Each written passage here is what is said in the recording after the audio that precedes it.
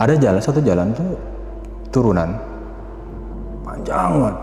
Di pinggir kirinya itu tebing, kanan tuh di jurang. Di sini mulai nih kejadian yang membuat saya ekstrim, menurut saya ekstrim, bahaya banget. Kita nanjak 3 kali, kita istirahat beberapa menit karena kita stres lihat tanjakan yang curam itu. Ajak ngobrol sebentar, paling 5 menit, buang-buang waktu mungkin setengah jam ya. Jadi estimasi adalah ketika nyampe setengah 8 atau jam 8 paling lama. Tetapi ternyata pas kita nyampe persis banget azan zuhur. Wah gila, kita semua bengong. Assalamualaikum warahmatullahi wabarakatuh. Balik lagi sama gua, Badru Capslow. Terima kasih buat teman-teman yang udah klik video ini. Semoga teman-teman di rumah selalu dalam keadaan sehat walafiat, dalam rezekinya dan dimudahkan segala urusannya. Amin amin. Dan juga nih buat teman-teman di rumah yang punya kisah pengalaman horor, jangan disimpan aja, langsung aja kirim kisahnya ke nomor WhatsApp itu tuh.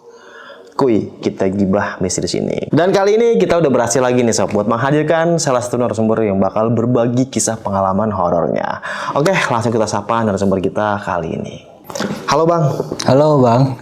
Siapa namanya nih Bang? Zainal Bang. Bang Jenal. Oke, Bang Jenal tinggal di mana kalau boleh tahu nih Bang? Saya dari Tangerang, Cibodas ya. Nah, ini kejadian tahun berapa nih Bang Jenal? Tahun 2011 ada kejadian. Tapi sebelum itu di tahun 2010 ya beberapa bulan itu saya udah ngalamin hal-hal ganjil. Nah 2011 ini saya perjalanan di bulan Februari mau ke Sukabumi, Jampang, Surade. Ke rumahnya istri temen. Tahan dulu ya Bang ya. Nggak usah lama-lama lagi, cari posisi terbaiknya, siapin kopinya sama cemilannya. Langsung aja kita gibah misteri.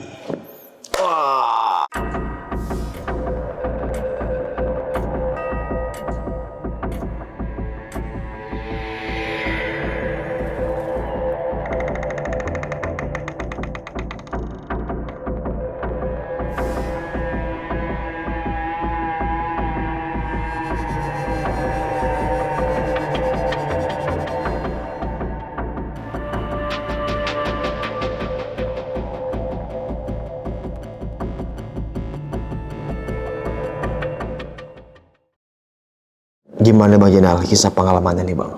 Jadi gini, 2011 itu ya, kita rencana teman saya ngajak itu pulang kampung ke rumah istrinya di daerah Cibatu. Dia bilang perjalanan saya cuma 5 jam. Saya bilang oke lah saya ikut karena 3 bulan sebelum kejadian ini tuh saya udah ngalamin hal-hal ganjil. Hal-hal ganjil tuh setiap saya mau kayak sholat, ada gangguan, emosi saya nggak katur, baunya marah-marah mulu. Terus saya bilang kok saya jadi begini gitu, nggak normal buat saya gitu kan. Kebetulan teman saya ngajak, saya okein aja, berangkat kapan? Terserah lu deh, terserah lu kapan bisanya, dia bilang begitu kan.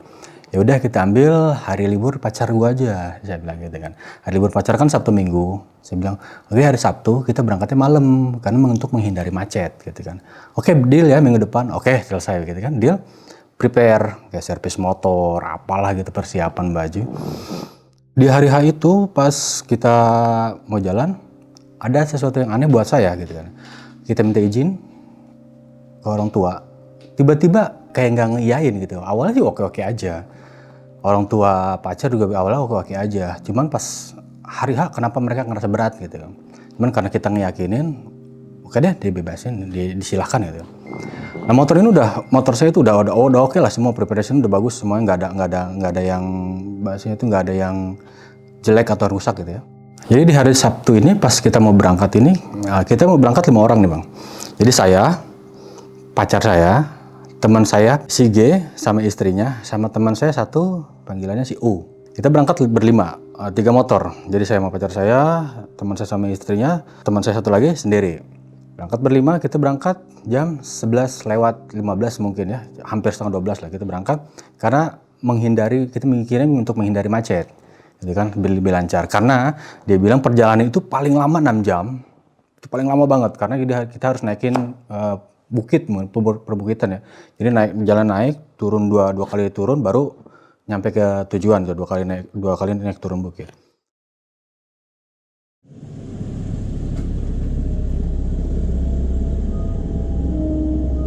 Berangkatlah kita normal-normal aja dari Tangerang menuju ke Taman Tekno ya segala macam. Tiba-tiba satu keanehan itu terjadi di daerah Bojonggede. Di daerah Bojonggede itu teman saya si G ini, dia tuh persis ada di tengah, si U ini di belakang, saya di depan. Nah, si G ini dia lihat lampu rem motor saya itu mati nyala, mati nyala. Dia berpikirnya gini, oh mungkin lagi ngerem aja. Cuman normalnya itu kan lampu motor tuh kalau direm dia nyalanya terang banget. Kalau nggak direm tetap nyala harusnya kan, nggak mati dia itu. Si teman saya ini nggak sadar di situ. Oke, tetap jalan terus. Sampai di Baranang Siang itu mungkin kita sekitar pukul jam 12:30-an lah. Kita termasuk cepat ya. Pas ngelewatin Baranang Siang nggak jauh, mungkin sekitar 1 kilometer mungkin ya. Tiba-tiba ada yang mepet, motor Vario. Motor Vario, baru gede, pakai jaket. Jangan begal gitu, saya udah siap. Ternyata pas dia maksa minggir, dibukalah jaketnya. Polisi. Ikut, kenapa? Saya bilang, saya debatin, kenapa? Salah saya apa? Lampu utama kamu mati. Lampu utama? Oh, lampu utama di depan harusnya. Saya ngotot yang nggak, inilah yang saya nggak ngerti sebenarnya gitu. Pokoknya argumen segala macam dibawa saya ke pos. Akhirnya kena tilang kan. Udah selesai nih, udah clear. Kita tinggal jalan aja. Si polisi itu balik, naik motor. Nggak lama, masih kelihatan kok, polisinya masih kelihatan. Mungkin sekitar jarak 30 meteran gitu kan. Saya nyalin motor, lampu remnya hidup. Sama sekali nggak ada masalah. Hidup, saya tekan, nyala kencang. Saya lepas, tetap hidup. Jadi nggak mati, benar-benar nggak mati.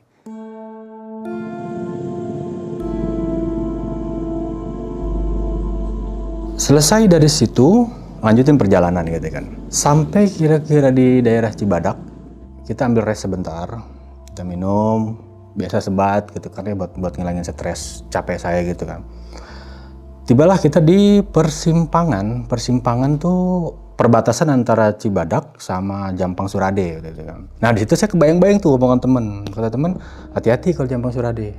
Ada 2 hal yang harus lu awasin, pertama harus sholawat, terus kedua harus hati-hati, harus pasang sen.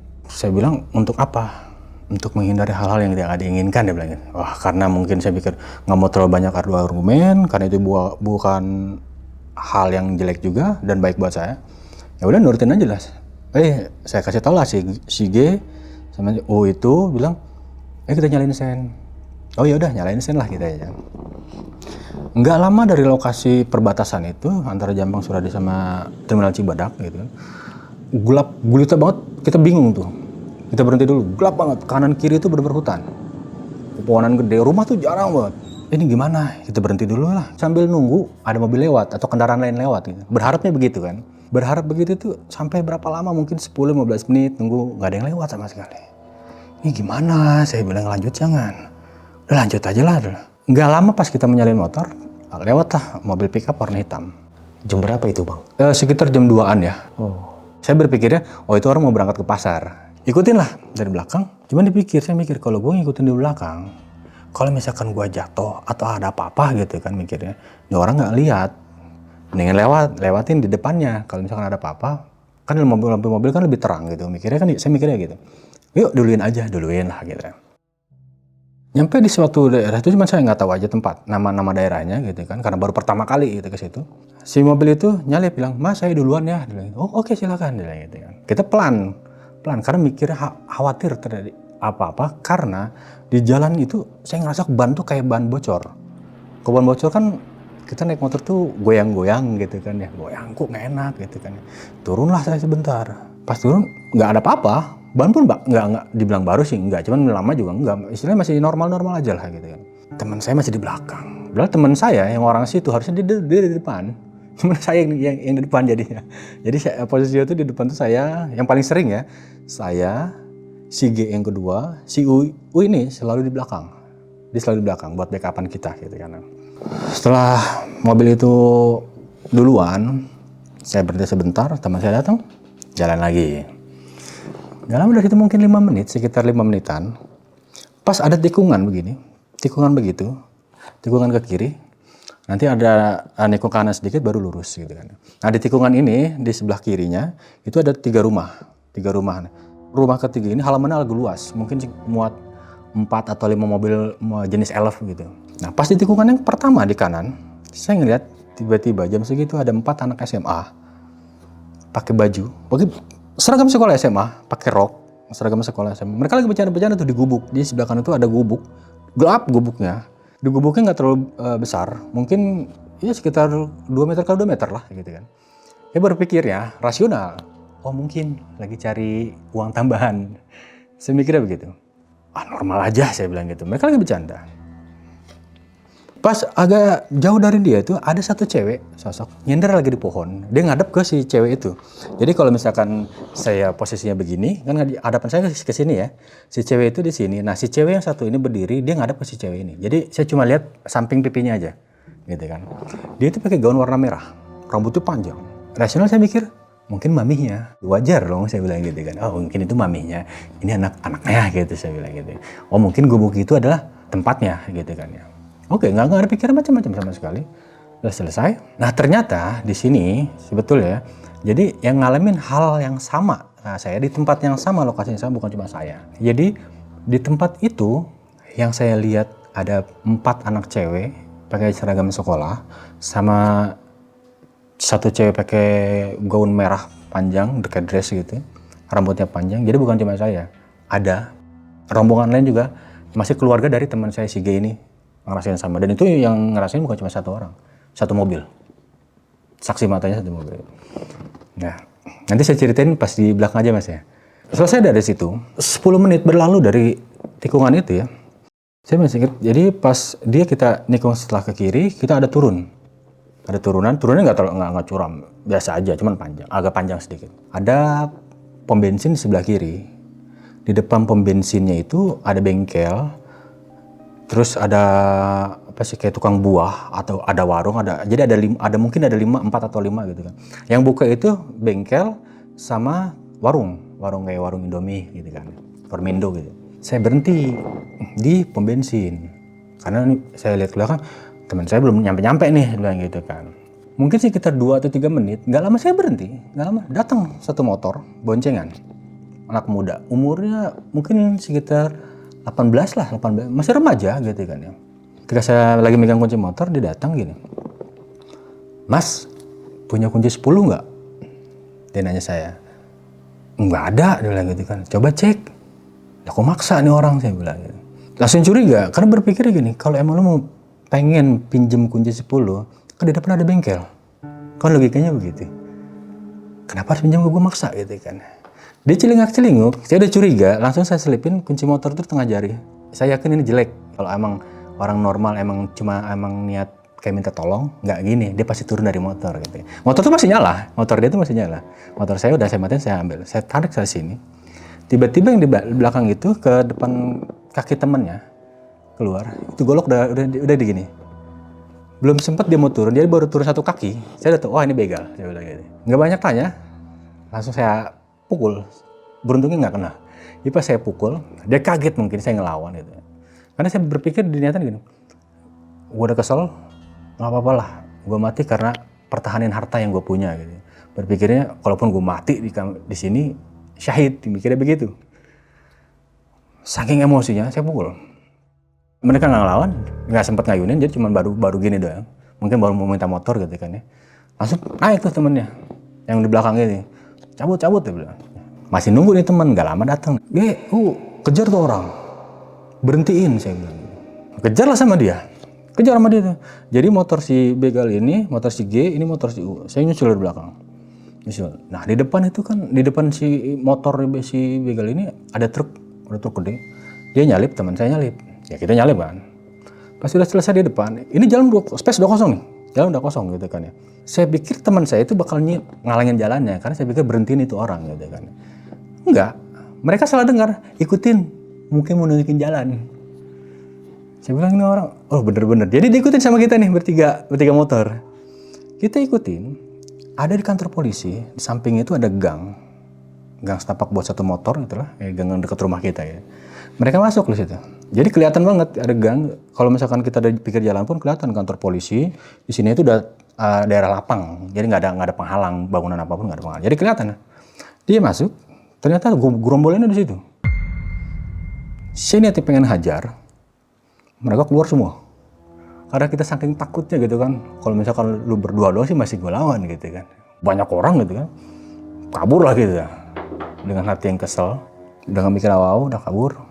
Wah udah repot nih saya bilang gitu. Udah gak beres. Karena kita mikirnya kan buat cewek nih ya. Kasihan gitu kan. Berhentilah kita di warung buat minum aja. Buat sebentar, buat ngilangin yang tadi kesel gitu kan. Minum sebentar. Gak ada percakapan sama sekali, gak ada. Itu kenapa nggak. Belum ada, karena saya masih kesel gitu kan. Kita jalan lagi. Mungkin sekitar jam 3 ya. Di jam 3 itu kita ada jalan nanjak, letter S. Jadi letter S itu kanan dulu, terus nanti ke kiri, baru ke kanan lagi. Nah di sini hal anehnya itu adalah saya sama si U ini lihat pas tikungan ke kanan, ke kiri, di sebelah kiri ini ada kantor polisi, entah polsek atau polres saya kurang paham gitu kan. Itu ada kecelakaan, mobil pick up warna biru. Jadi pas kalau ini jalan, dia tuh posisi mobilnya miring, jadi ngalangin jalan. Si korban itu di kiri. Darah itu udah di jalan tuh banyak banget. Wah, gila. Saya mikir gini, itu si bapaknya udah teriak-teriak.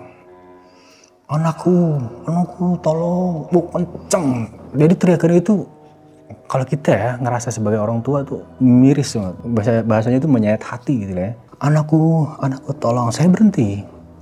Saya nengok ke belakang ke teman saya, ke Sige. Tolongin jangan. Apaan? Dia malah nanya, ini orang kecelakaan. Kecelakaan apa? Ini di depan mata kita, saya bilang. Ini di depan mata kita, ini orang kecelakaan, ini udah parah ini, mungkin meninggal. Tinggal, lanjut. Nggak biasa ini orang begini. Mana kita dari kecil pun, karena kita bersahabatan ya, sahabatan udah lama ya, dari SMP gitu. Kita paham, sosial kita tuh nggak mungkin ngediemin orang yang lagi urusan, apalagi kecelakaan gitu. Dan herannya adalah di sini, saya sama si U lihat, si G ngeliat. Saya lihat si bapak cuma sama si anak aja, korbannya aja nih, nggak ada orang sama sekali. Si U itu ngelihat si bapak sama si anak, tapi ada beberapa orang di belakangnya nggak apa-ngapain, cuma diem aja ngeliatin.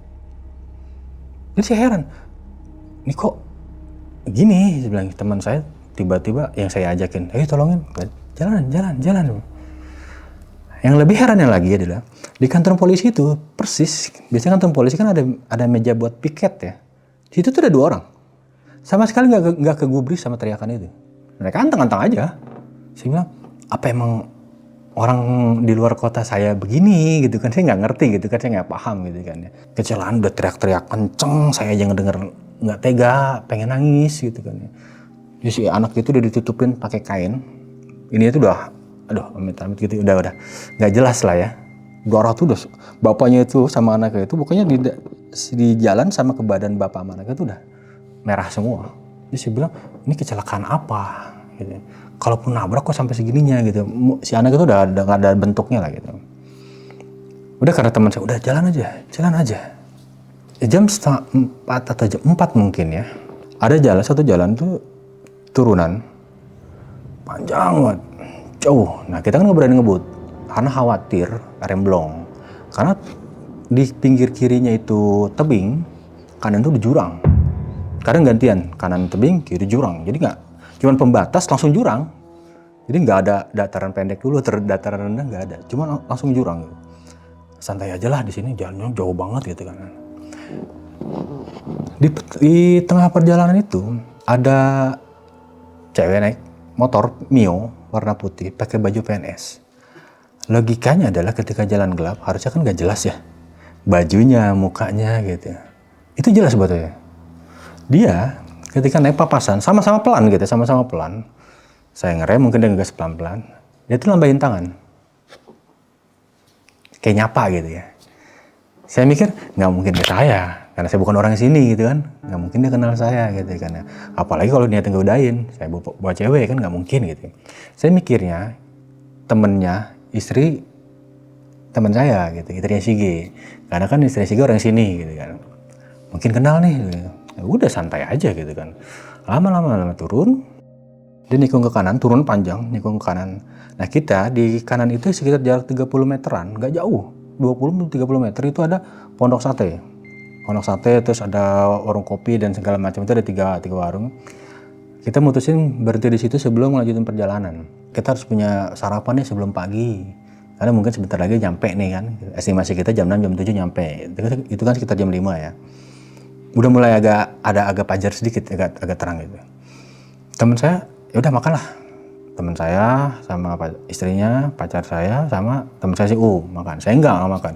Saya berpikirnya, saya bawa motor. Kalau misalkan gua makan, nanti ngantuk, bahaya saya bilang gitu. Ntar aja lah istirahatnya kalau nyampe lah gitu.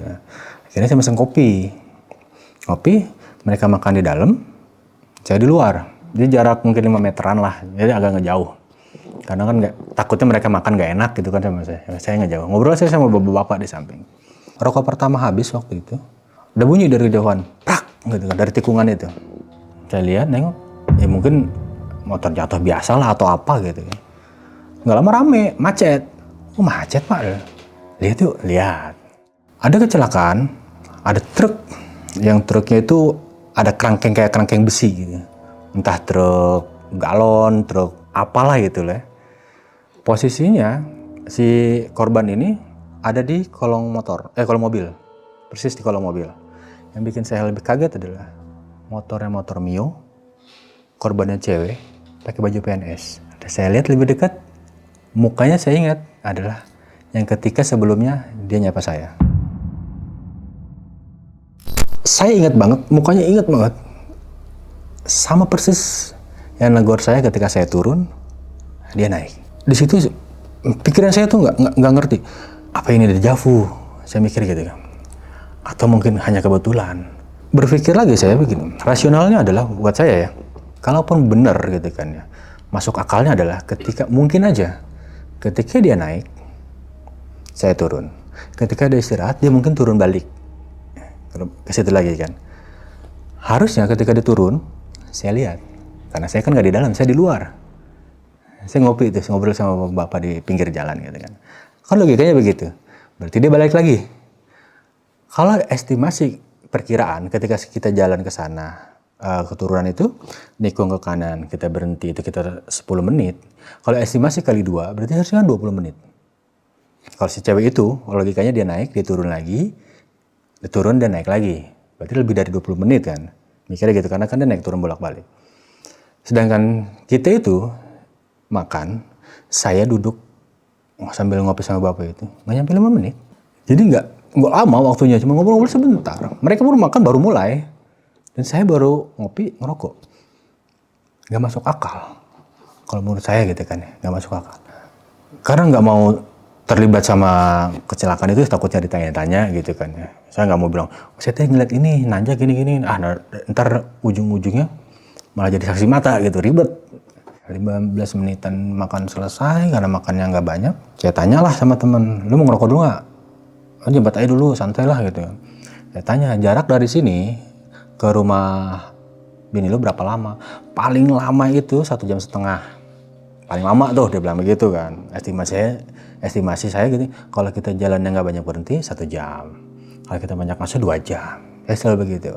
Oke lah, dia bilang begini, nanti setelah di warung ini yang kita makan ini, kita cuma turun sedikit, belok kanan, nanti ada persimpangan tuh.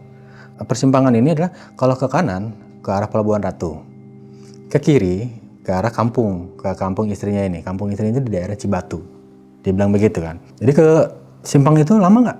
Enggak, paling 5 menit, dia bilang begitu kan. Nanti kita ke pasar dulu ya, kita beli ikan buat orang rumah, dia bilang gitu ya. Nanti kita makan ngeliwat di sana. Selang berapa lama? Sebat selesai. Yuk berangkat yuk, udah gak sabar dong. Wah healing mikirnya begitu.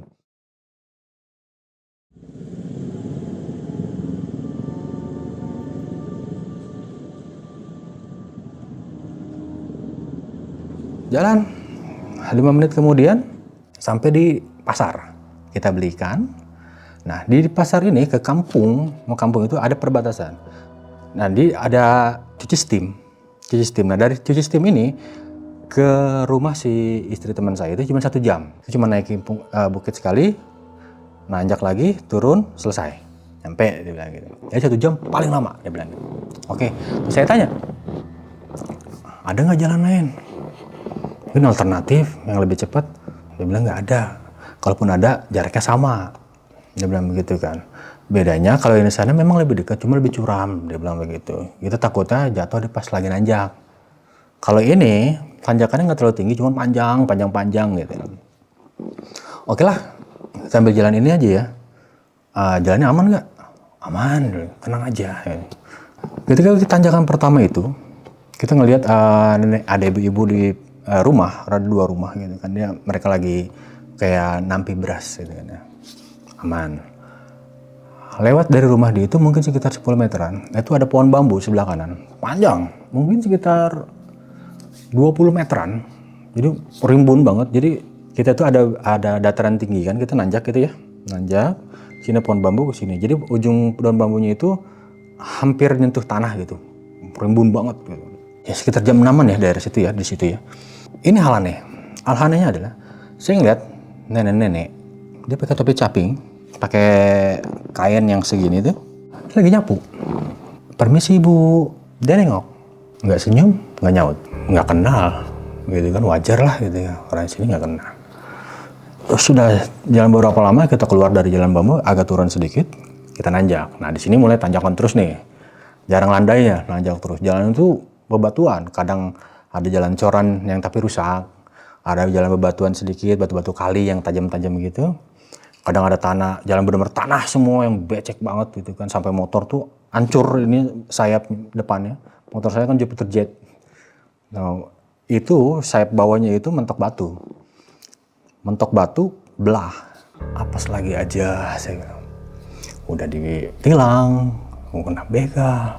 Ini sekarang motor hancur sayapnya gitu kan ya. Oke lah. Di tanjakan pertama nih. Nggak nyampe setengah jalan, tiba-tiba dari belakang, ada motor butut, jadul banget, tanpa rem depan, knalpot racing, gitu kan. Naik bawa gas itu kanan kiri yang pakai kerangkeng. Kalau saya hitung ya, jadi kalau di sini 2 tumpuk, berarti kan 16. Di tengah itu ada 2, 18, di depan ada 2, berarti 20 kan. Jadi itu motor butut itu bawa 20 gas. Naik duluin kita. Sedangkan kita itu susah payah naiknya. Dia cepat banget naiknya. Dia bilang wajar lah, pribumi. Akamsi wajar, saya bilang. Ya kan udah terbiasa. Setengah jalan, sebelum tanjakan itu selesai, si abang itu udah turun.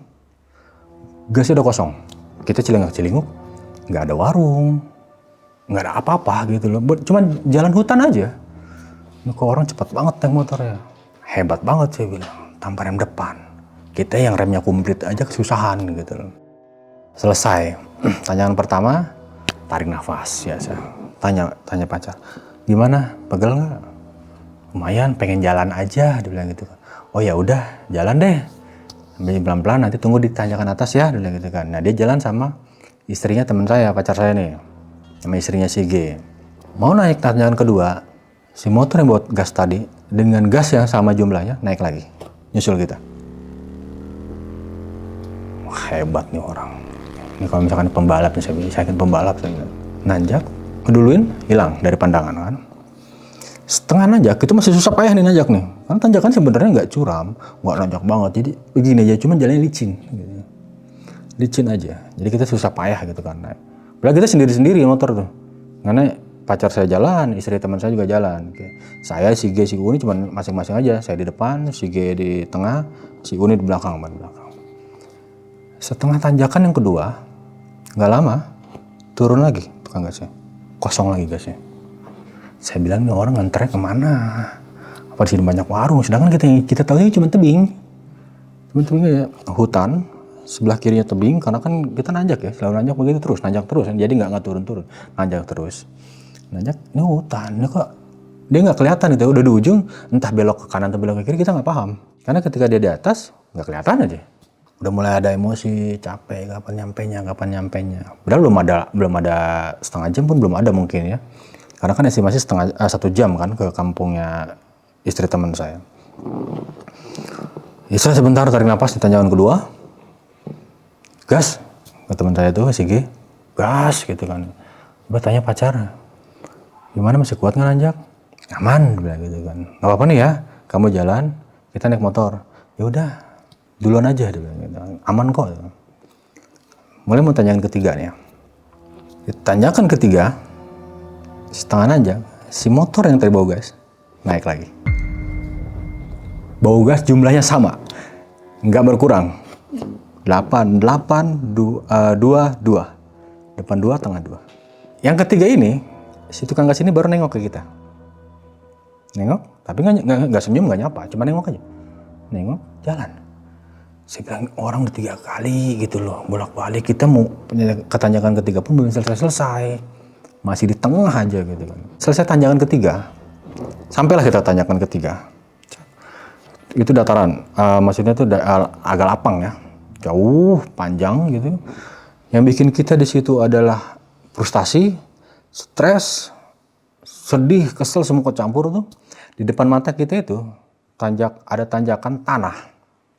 Kemiringannya hampir 45 derajat lah hampir. Jadi posisinya tuh nanjak begini. Nanjak, nikung kanan. Teman saya si U, karena saking capek dan gak kuat stres lihat tanjakan itu, banting helm. Wah, wah udah gak sanggup lagi, nangis. Motor dibanting. Wah, motor Beat ya. Ada pohon gede, persis di belakang si U ini ada pohon gede ini. Dia, di sini, ada hal ganjil ya. Nenek-nenek yang saya lihat, ada persis di belakang dia. Ini dia yang lihat, saya nggak ngeliat nih. Dia yang lihat, itu dia cerita pas ketika udah turun. Ternyata di belakang dia itu ada nenek-nenek. Pakai caping, pakai kain yang sama gitu kan. Dia bilang cerita itu pakai kain yang segini, pakai kain cari. Di belakang dia cuma diem aja. Cuma ngeliatin. Mukanya tuh dibilang sinis atau galak sih enggak ya. Cuma tanpa ekspresi aja. Kayak bener-bener polos gitu. Nggak ada kata-kata atau misalkan nanya, negor gitu, enggak. Nah bersamaan si U ini lihat si nenek-nenek, si tukang gas tadi lewat. Kali ini dia berhenti. Jadi kejadiannya itu bersamaan. Waktu kita ngobrol selesai pulang itu ya, saya tanya ke temen, ke si U ini. Jadi kejadian itu bersamaan. Si U ini ngeliatan nenek yang ada di belakang dia. Jaraknya kata dia mungkin nggak jauh, paling 2 meteran lah jaraknya. Kan jelas banget mukanya gitu kan ya. Si tukang gas berhenti. Kan? Mas, dari mana? Asumsi saya, pas dia bilang mas, mungkin ngeliat plat kita nih, plat motor kita kan B. Kalau biasanya Bogor, kalau misalnya F ya gitu. Dia mungkin, wah ini orang-orang di luar kota Bogor dan sekitaran, di luar Jawa Barat lah. Mas, dari mana? Mau kemana? Kita dari Jakarta. Mau Jakarta? Mau kemana? Mau ke kampung ini, ke rumah bapak ini. Oh itu mah saya kenal, dia bilang gitu. Nih naik tanjakan ini sebentar gitu kan ya, nggak lama itu nyampe, dia bilang begitu kan. Paling 10 menit dari sini. Seneng dong, cuman mikirin bikin stres, gimana cara nanjaknya.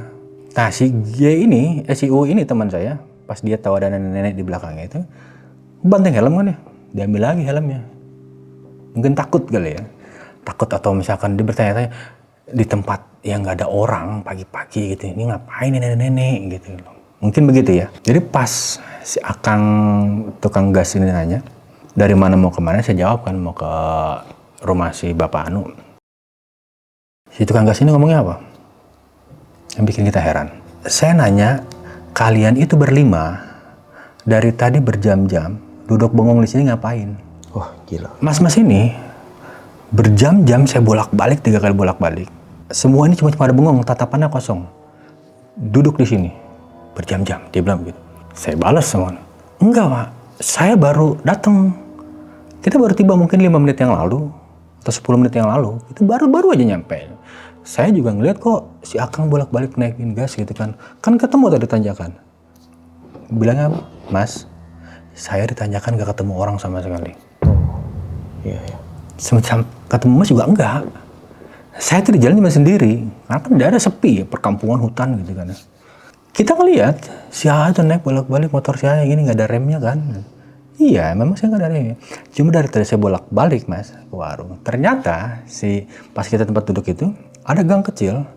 Di ujung itu mungkin sekitar 50 meteran. Kelihatan tuh kayak ada agen yang buat kayak gas atau galon gitu. Di ujung situ. Saya berpikir gini, berarti orang 3 kali bolak-balik ke ujung sini. ke tanjakan ketiga, di situ ada warung gede gitu kan. Kan makan waktunya lama. Masuk logika kalau dia bilang berjam-jam. Sedangkan dia naik turun itu 3 kali. Yang kita rasain itu mungkin dia naik 5-10 menitan, balik gitu kan ya. Kita nanjak, pas nanjak, pokoknya setiap kita mau nanjak aja. Tapi pas kita berhenti, dia nggak kedengaran suaranya gitu. Dan bikin merinding dan bikin heran itu, ya cuma itu aja yang dia bilang, kalian tuh di sini berjam-jam, duduk, nggak ada ngobrol, nggak ada ekspresi, dia bilang gitu kan. Kita heran. Ayo deh kalau gitu mau dibantuin nggak? Dia bilang, oh nggak usah, gampang deh, ntar kita mau istirahat dulu. Kalau saya sambil mikir, nggak masuk akal, apa yang saya rasain sama dia rasain itu beda. Dia ngelihatnya kita cuma diem, kita ngelihat dia tuh naik turun motor. Apa sih yang terjadi gitu mikirnya gitu. Kok bisa begini, berbeda pandangan gitu. Mungkin sekitar 15 menit dari hal itu ya, setelah kita selesai ngobrol sama si akang-akang tukang gas ini. Singkat cerita, datanglah seseorang bawa motor PGR. Mau kemana? Mau kamu sana. Terus ngapain sini? Nggak sanggup lihat tanjakannya. Nggak tahu nih bisa apa enggak. Mau dibantuin nggak? Dia bilang gitu. Emang bisa? Dia bilang. Bisa, saya udah sering, dia bilang begitu. Pas saya lihat ke ban motornya itu ada rantainya. Saya bilang wajar lah kalau misalkan dia kayak gitu. Masalahnya adalah motor kita ini kan polos gitu loh. Nggak motor dia dikasih rantai. Kalaupun rantainya dipindahin, butuh waktu lama, saya mikir gitu kan. Enggak apa-apa, saya bisa. Ya udah ini si Teteh, dibonceng lah pacar saya, pakai motor saya sama pacar saya naik. Dalam hitungan berapa detik mungkin ya, nyampe di atas. Hebat banget sih, gila nih. Sampai di atas, tandarin motor, pacar saya nunggu, turun lagi dia. Turunnya itu nggak jalan, nyerosot gitu loh, kayak serodotan. Ya, karena emang jalannya licin, tanah bener-bener tanah, basah dan licin. Itu serot gitu ya. Wah gila nih anak. Naikin motor si G kedua. Dinaikin, set, bisa. Terakhir motor si U. Dia semua tuh naikin. Karena kita nggak enak kan, berbantu, niat mau ngasih. Ini buat uang jajan. Oh nggak usah bilang gitu kan. Ini udah seneng kok bisa bantu. Makasih banyak ya. Iya, nah saya di atas itu, ketika istirahat, kan harus nanjak gitu kan, capek ya, naik aja jalan kaki susah. Kadang-kadang kepleset, ngerayap gitu kan. Sampai di atas, istirahat sambil saya mikir, kok bisa ya tukang gas itu ngomongnya beda apa yang kita rasain. Dia lihatnya kita cuma duduk, nggak ada ekspresi. Dan saya lihat, dia itu bolak-balik. Bahkan kita pun ngelihat. Kita tuh semua yang ngelihat. Berlima ini, kita ngelihat dia bolak-balik. Tapi yang herannya, si Akang itu ngomong ke saya, ya udah. Masnya cuma diem, bengong, berjam-jam. Wah gila. Estimasi kita berangkat kan jam 11-an ya, 11:30-12 lah. Sampai sana itu kan sekitar jam 6, jam 7. Itu paling lama tuh estimasi. Karena dari jam 6 itu kita mulai nanjak, estimasinya adalah sampai jam 7 ke tempat tujuan. Karena dari pas kita tanjakan terakhir yang curam itu, nggak lama, 5-10 menit nyampe lah ke rumah situ. Selambat-lambatnya kita karena kita ngambil duduk, istirahat, paling 8 atau 8 lah gitu jeleknya gitu ya. Jadi pas kita sampai ke rumah istrinya teman saya itu, jam 12 pas azan zuhur. Kita sama sekali nggak ngerti 6 jam di jalan itu kita kemana. Yang kita ingat adalah kita nanjak 3 kali, kita istirahat beberapa menit karena kita stres lihat tanjakan yang curam itu, ajak ngobrol sebentar paling 5 menit, buang-buang waktu mungkin setengah jam ya. Jadi estimasi adalah ketika nyampe setengah 8 atau jam 8 paling lama. Tetapi ternyata pas kita nyampe persis banget azan zuhur. Wah gila. Kita semua bengong. Nggak ngerti mau ngomong apa. Udah capek banget, lelah banget, semua campur aduk. Mastiin kita semua istirahat aja deh, capek banget. Terus kita mau jalan-jalan gimana? Ya gimana, gue mau healing, gitu mau ngeliat pemandangan udah jam segini. Apa yang mau dilihat, apa yang mau dirasain, panas. Saya bilang gitu kan. Oh ya udah deh, ya udah. Bentar saya bilang udah sabar. Ya gimana mau sabar, kita niatnya mau healing. Banyak kejadian yang bikin saya kesel gitu kan ya. nggak ngerti kita berapa jam di jalan itu kemana kita nggak ngerti gitu kan. Yang kita rasain cuma jalan itu nggak ada belok, nggak ada belok kanan, belok kiri, cuma nanjak lurus aja, sama sekali. Makanya yang bikin heran, kalau tuh orang lu nyasar kali, kalau nyasar itu kita akan nemuin misalnya ada persimpangan kanan kiri, itu nggak ada sama sekali, persimpangan nggak ada.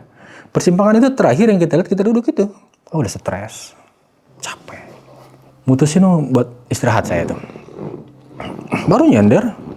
Nah teman saya ngasih ikan ke mertuanya, masakin mie, dia bilang gitu karena buat temen-temen. Baru nyender, mermin mata, nggak nyampe 5 menit, 2 menit pun mungkin nggak nyampe ya. Sinyal itu hilang, selama kita perjalanan, yang dari pertama kali nanjak, sampai ke rumah itu sinyal hilang, sama sekali nggak ada sinyal. Jadi nggak ada namanya SMS nggak ada, telepon nggak ada gitu kan. Tiba-tiba ada notifikasi, teng, WhatsApp. Di situ saya pakai WhatsApp itu pertama kali keluar, saya pakai. Karena nggak punya BlackBerry, HP saya dulu masih Nokia yang storage-nya itu masih 500 MB kalau nggak salah.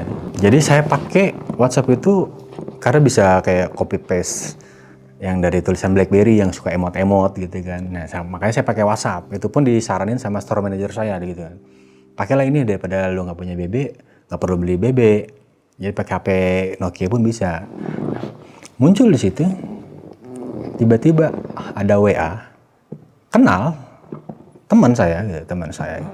Jadi dia itu sebenarnya curhat sama teman saya, temannya lagi gitu kan. Teman saya ini cewek nih yang WhatsApp-nya nyampe ke HP saya. Curhat hal-hal dewasa. Jadi paham ya kita semua ya, hal dewasa begitulah ya.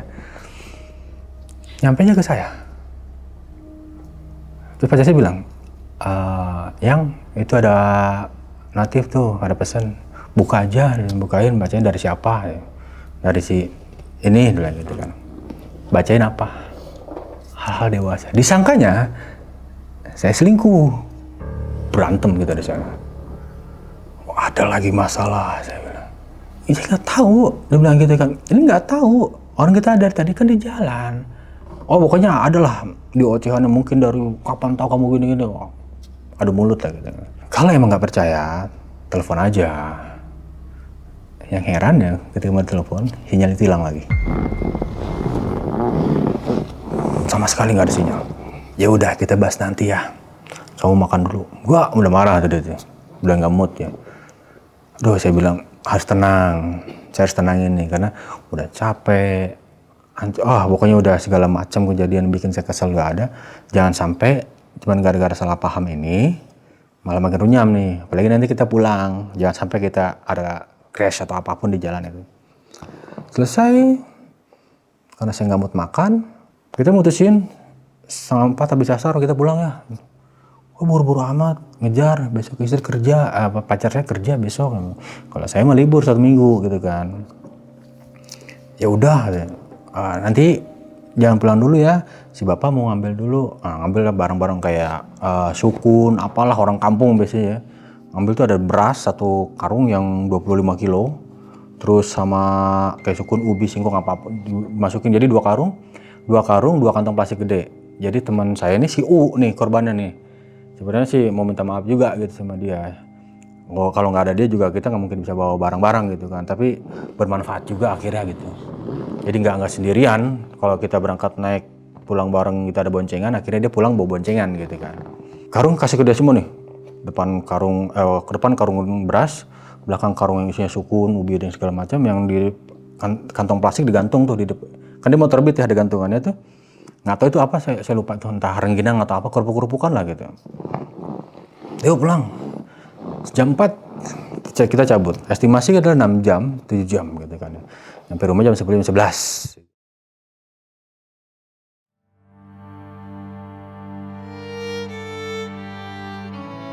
Kita jalan dari rumah si temennya cewek saya itu, kita mau lewat situ kan, ditanya sama omnya si cewek, istrinya temen saya nih, nanti pulang lewat mana?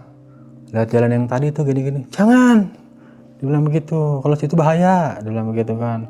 Lama, waktu dia bilang gitu kan, iya sih emang kita tadi naik lama, kita nggak bilang berapa jam dari bawah berapa jam tuh kita nggak bilang. Kita sampai sana itu, ya gimana mau bilang, sampai kita udah capek banget.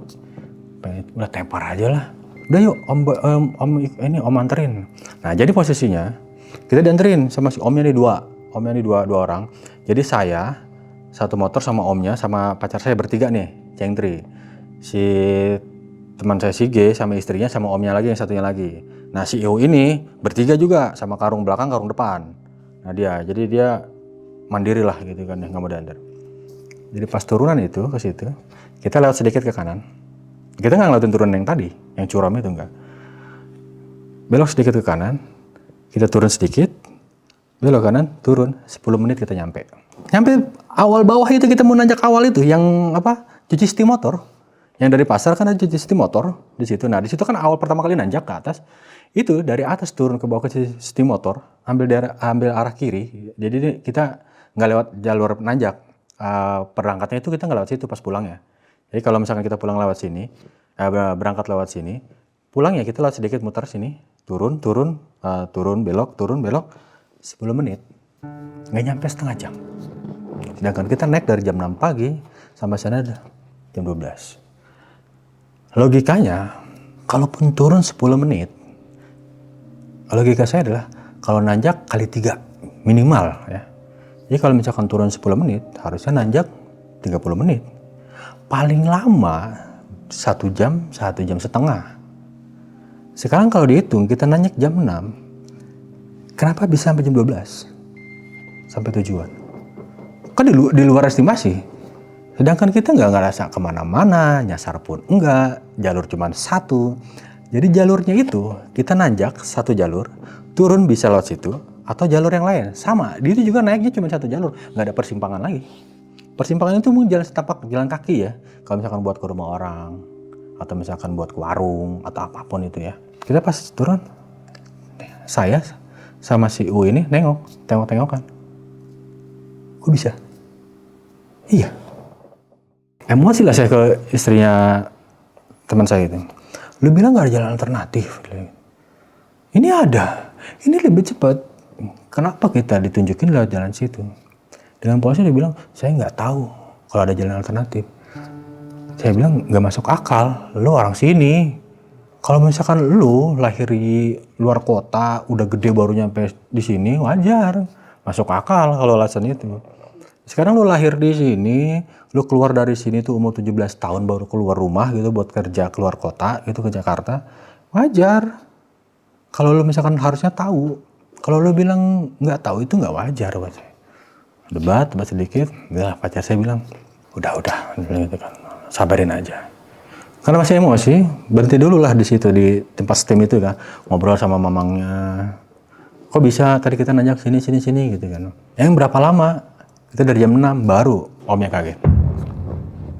Jam 6, nyampe Juhur, kemana aja? Nggak tahu saya emang, nggak ngerti, nggak bisa ngejelasin. Nggak masuk di akal. Dia bilang, oh nanti sampai rumah jangan dulu masuk, bersih-bersih. Dia cuma pesan itu aja tuh. Sekitar jam 5 kita pulang. Ayolah keburu malam. Saya ngomong tuh teman-teman, oh udah ayo. Jalan yang tadi, nah, harusnya ketika pasar itu kan, nah di pasar itu kan ada kesimpangan ya, yang mau ke kampung dia, yang kalau misalkan, kalau arah berlawanan ya, kalau ke kanan ke arah Cibadak, atau ke Jamu Surade gitu kan ya. Yang ke kiri itu arah Pelabuhan Ratu. Dari situ tuh ada pemberitahuan berapa kilometer gitu atau berapa jam lagi gitu ke Pelabuhan Ratu. Saya lupa. Jalan lah di persimpangan itu tiba-tiba hujan.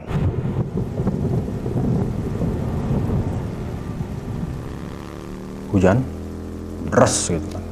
Gimana nih lanjut apa jangan? Ya terserah lu. Teman saya bilang, karena kan kalau misalkan ditunda takutnya lama, pulangnya makin lama. Nah pacar saya sedangkan besoknya harus kerja pagi gitu. Saya tanya gimana, mau lanjut apa enggak? Lanjut aja yang bilang. Pacar saya lanjut kan. Yuk lanjut lah. Tiba-tiba kuping saya sama sekali nggak ngedengar apapun. Saya berpikir ya, ketika nggak ngedengar sesuatu ya, gejala hipo, saya mikirnya begitu. Karena hujan, capek. Gejala hipo nih saya bilang. Entah kenapa gitu kan, di persimpangan yang harus saya belok kanan, itu ada truk tiba-tiba nyalip. Saya lihat platnya B. Oh, Jakarta nih, saya bilang gitu. Mau pulang nih kayak satu tujuan. Ikutlah saya di belakang truk itu.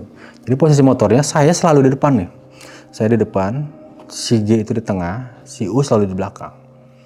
Kadang-kadang tukeran tuh, si G di depan, saya di tengah. Pokoknya gitu aja, si U itu selalu di belakang gitu. Di pas persimpangan, teman saya bilang, waktu kejadian ya, jadi dia tuh, mereka tuh udah ngelaksonin. Tin, tin, tin, tin, tin, tin, tin, tin. Manggil-manggil nama saya. Oh. Saya sama pacar saya sama sekali nggak ngedengar suara itu. Ternyata pacar saya juga sama. Dia ngerasanya ngantuk, jadi nggak ngedengar apa-apa. Di persimpangan yang harus belok kanan, saya belok kiri ke arah Pelabuhan Ratu. Dari pertama simpang itu, saya salah belok 1 jam lebih. Itu 1 jam enggak, itu 1 jam lebih itu pasti, 1 jam 10 menit, 20 menit, atau 1 jam setengah jam, atau 1 jam setengah gitu ya. Dia sekitar segitu, karena lama banget. Ngikutin mobil itu, ya. Kanan kiri itu udah cuma hutan. Udah mulai mau maghrib, udah gerimisnya deres gitu kan ya. Kedinginan. Sekitar sejam lebih itu, pas saya salah ambil jalan, teman saya nyalip, si G. Tiba-tiba tangan saya kram semua itu. Tangan kram, kanan kiri, daerah kuping udah sakit banget, nggak bisa ngedengar. Otomatis kan agak lambat motor ya. Teman saya nyalip, berhenti. Saya berhenti. Teman saya si U nyusul di depan saya. Lu mau kemana? Pulang kemana? Ya ke rumah lah. Lu tau nggak? Kita salah jalan. Salah jalan gimana? Lihat di depan. Nggak berapa kilometer lagi kita sampai di Pelabuhan Ratu. Saya lupa ya di situ berapa kilometer lagi. Astagfirullahaladzim. Berhenti mikir. Kebetulan ketika kita berhenti itu di pinggir ya, di samping kiri kita itu ada gubuk. Jadi kita bisa neduh. Kita neduh lah. Nangis saya. Nangis itu karena kesel nyasar juga, udah masalah banyak sepanjang perjalanan. Ini pakai acara nyasar, makin kesel lah. Nggak lama, setengah jam mungkin ya. Ayolah, kita balik lagi. Jangan buang-buang waktu, nanti kemalaman. Estimasi makin mundur nih, kita kalau sejam nyasar, balik lagi sejam lagi, buang-buang waktu 2 jam berarti kan ya. Oh, bisa nyampe jam 1 jam 2 nih, saya bilang begitu kan di rumah. Kasihan pacar saya, besok kerja pagi. Yaudah lu, lu di depan dah, gue di belakang. Lu gimana, udah aman belum? Insya Allah aman lah. Ya jalan.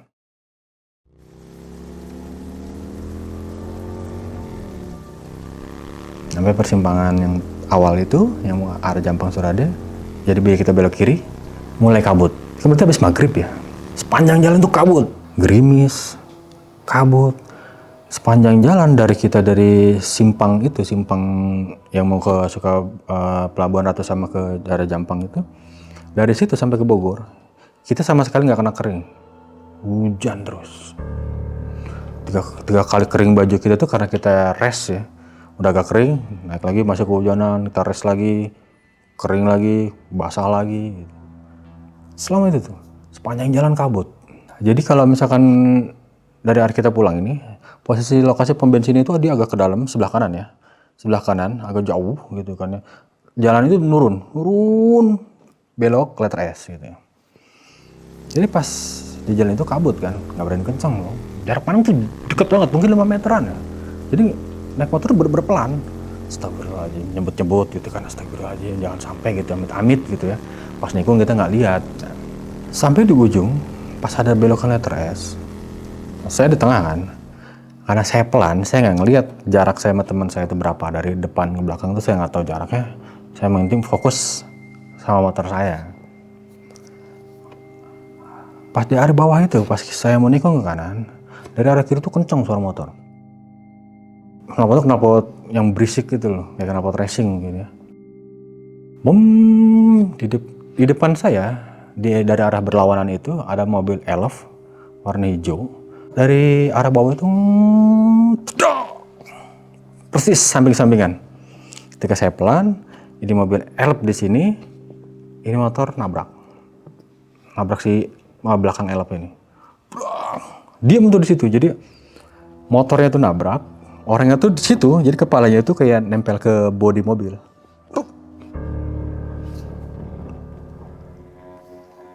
Wah, nggak mau lah. Khawatir ya kejadian kayak semalam. Kalau saya berhenti, ini kabut. Teman saya si Gini udah di depan. Khawatirnya ketika saya berhenti buat nolongin teman saya yang belakang nyusul, saya malah ketinggalan. Pikiran saya di situ waktu itu. Pas puk gitu. Wah, jalan aja.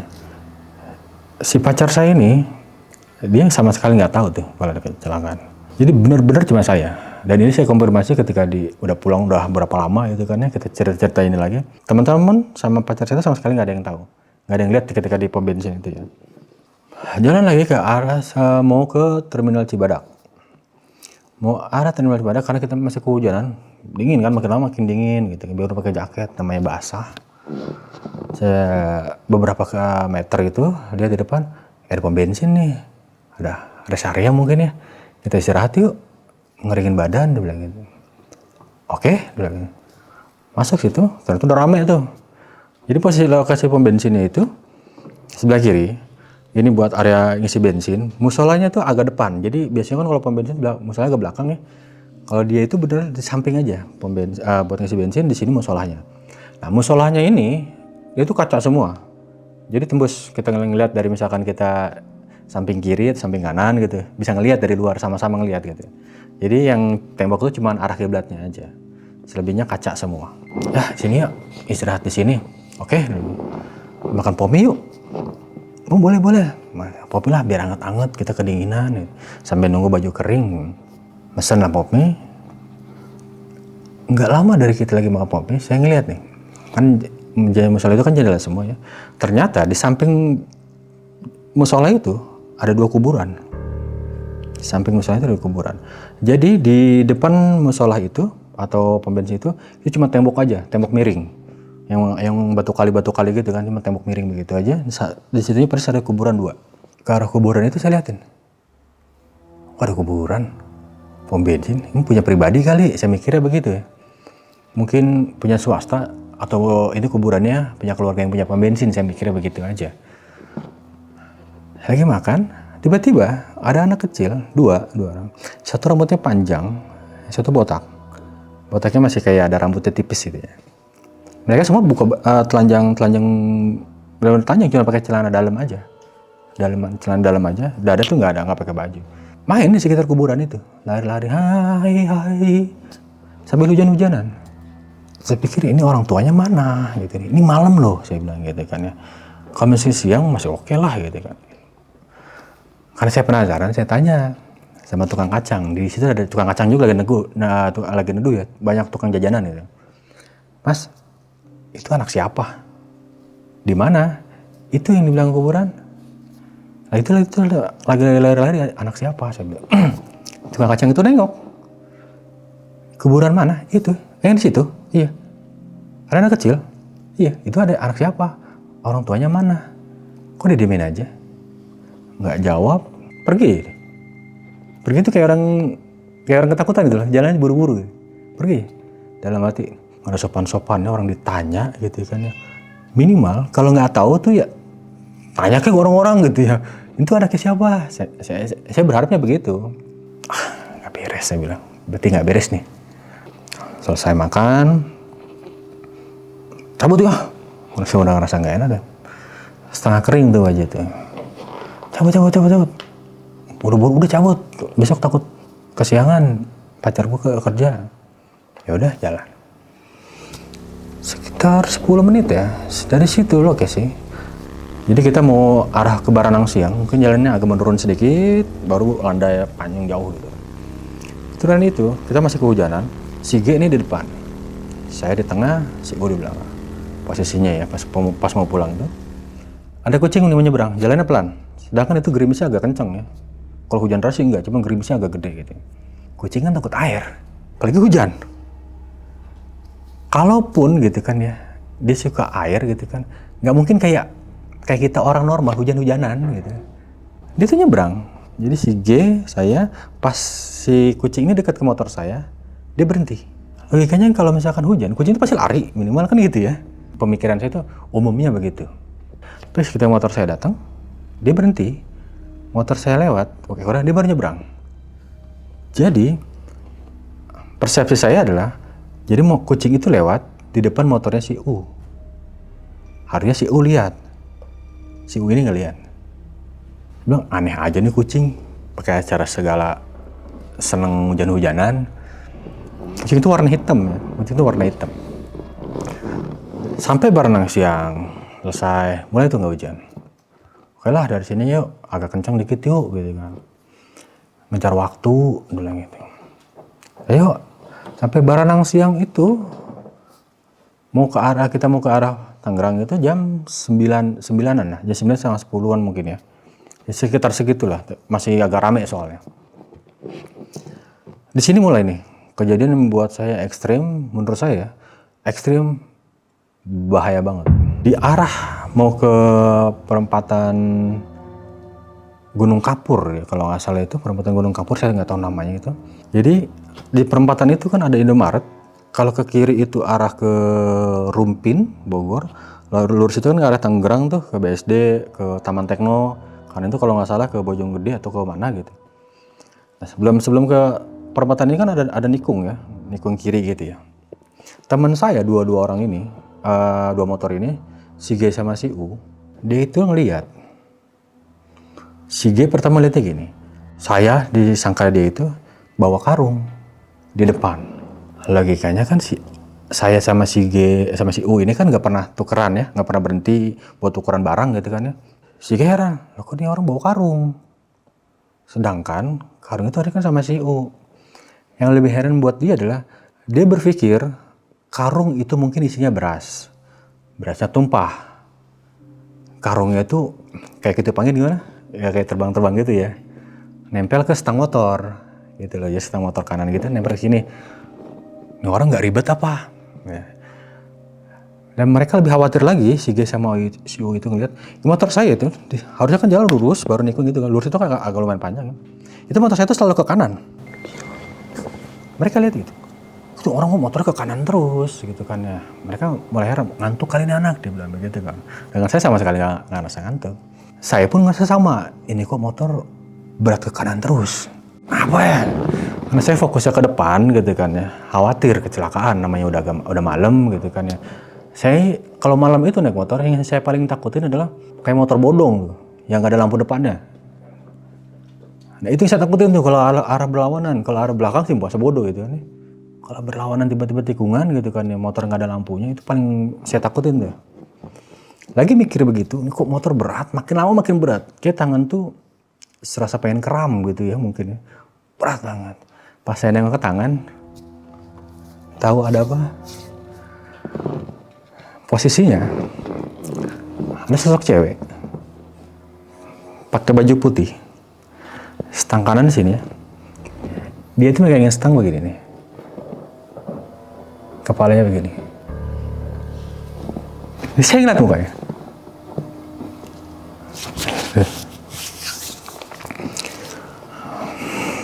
Pas saya lihat mukanya ini, astagfirullahaladzim, ada satu kata yang bikin saya sampai sekarang tuh bikin apa ya, bukan takut ya, ini kayak ke-trigger mungkin ya. Dia cuma bilang gini, ketika tatapan sama saya itu ikut, cuma bilang gitu aja. Ketika dia bilang ikut, arah berlawanan pas tikungan motor kencang, astagfirullahaladzim, oh dia bilang gitu kan, pengen nangis, emosi. Motor terlewat udah nggak ada. Saking emosinya gitu. Pacar saya bilang, udah yang istirahat dulu nih. Ya udah yuk. Yang kesel tuh masih berasa. Keselnya itu ya pas dia bilang itu, kalau misalkan amit-amit gitu kan ya, kalau takdir waktu itu kecelakaan, yang saya pikirin bukan saya. Saya pikirin pacar saya. Bodoh amat motor gua hancur. Tabrakan segitu parahnya, gue mikir kalau gue kenapa-napa waktu itu pasti ada yang nolongin, gue bisa tanggung jawab sama diri gue sendiri. Saya mikirnya begitu. Tapi kalau misalkan yang kenapa-kenapa pacar saya, itu yang saya bingungin. Ngomong apa sama orang tuanya? Nahan kesel, sambil nangis. Bendilah kita di perempatan itu di Indomaret. Diminum kan, buat tenangin. Ya tenang, sabar sini gitu kan. Teman saya bilang, lu kenapa sih? Jalan motor ke kanan terus. Ngantuk? Enggak. Kenapa? Enggak, atau berat aja. Waktu kejadian itu saya nggak mencerita karena mikirnya gini, saya takut kalau misalkan pacar saya atau istrinya teman saya waktu itu dengar ketakutan, jadi nggak konsen di jalan. Pengalaman lagi kan nyampe nih kan, habis ini kan kita ke Taman Tekno BSD nyampe rumah gitu kan ya. Teman saya lah ngajakin tukeran, si U ini, udah tukeran aja motor sama gua, gitu kan. Barang-barang pindahin aja ke motor lu, ntar gua bawa motor lu bawa motor gua. Nah dia khawatir kan, gitu kan. Biar lu lebih rileks aja bawa motor, karena kan kalau misalkan Matic itu nggak perlu harus ngerem kaki kan, cuma tangan aja. Pemikiran dia begitu waktu itu. Oke deh, tukeran lah kita di perempatan itu. Jalan si G ditukar nih, akhirnya saya terakhir. Si G, si U, saya terakhir. Nyampe di Taman Tekno, pas agak belok itu agak beneran ya. Kan biasanya di sini ada kayak tukang kopi keliling ya, Starling gitu ya. Dulu tuh masih ada tukang jajan apa gitu, saya lupa. Pacar saya mulai ngantuk tuh di jalan. Sebelum nyampe Taman Tekno udah ngantuk, udah sering jatuh ke kiri, kan jatuh ke kanan gitu kan ya. Ya mungkin ini kali ya tadi. Akhirnya saya buka jaket. Saya ikat badannya. Lu kalau mau tidur aja, tapi miringnya ke kiri ya, jangan ke kanan, bahaya. Oh ya udah diikat lah. Pakai jaket badan saya itu diikat. Saya, udahlah gue pakai kaos juga nggak apa-apa gitu kan ya. Jalan, nyampe Taman Tekno, pas kita nyekong ke kanan, di sebelah kiri ada nenek-nenek pakai caping, pakai baju yang sama yang saya lihat di pohon bambu waktu di dekat rumah istrinya pacar saya. Tapi kali ini dia pakai respon, dia senyumin.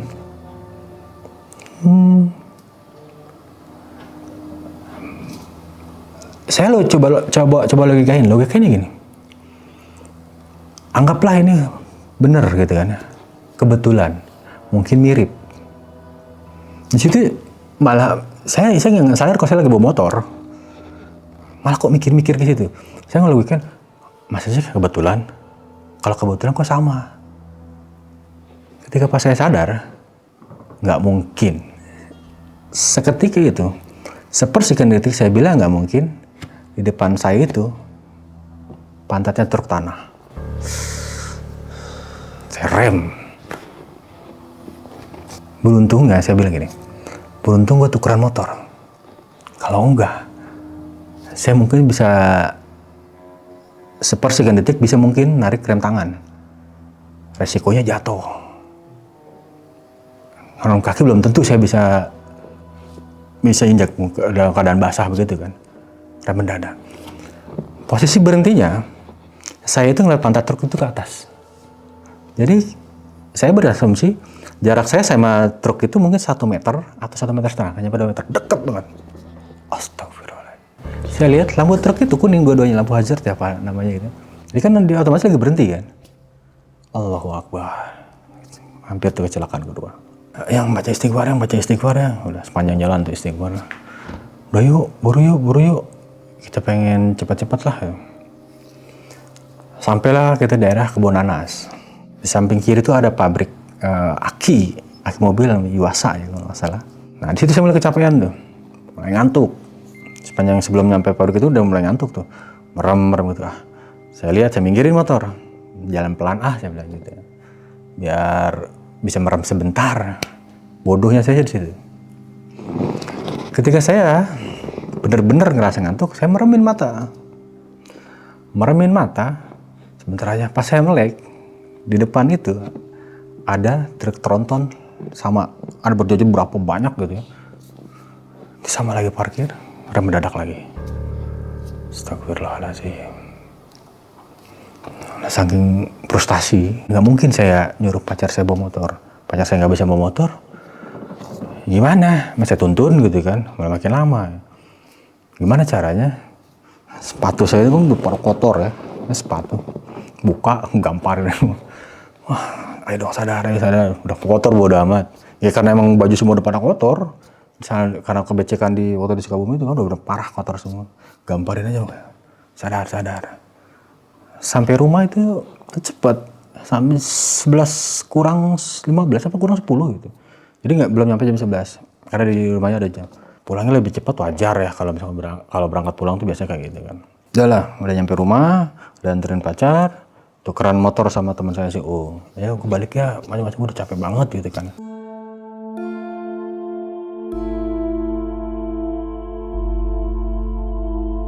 Ketika nyampe rumah itu ingat pesan si omnya istrinya teman saya tuh datang, jangan langsung masuk, bersih-bersih. Jam berapa itu sampai rumah, Bang? Jam 11 persis, karena jarak rumah saya sama pacar saya itu nggak beda jauh, jaraknya cuma 5 menit kalau naik motor, gitu kan. Jadi jam 11 teng itu persis nyampe rumah saya. Lah di luar dulu, sebat, warung beli kopi buat temenin sebat gitu kan. Setengah jam, saya mikir setengah jam cukup lah baru masuk gitu kan. Konyolnya saya, kalau emang ini adalah hal-hal yang mistis gitu kan ya, si om itu takut ada yang ngikutin saya, berarti gue harus lewat dapur,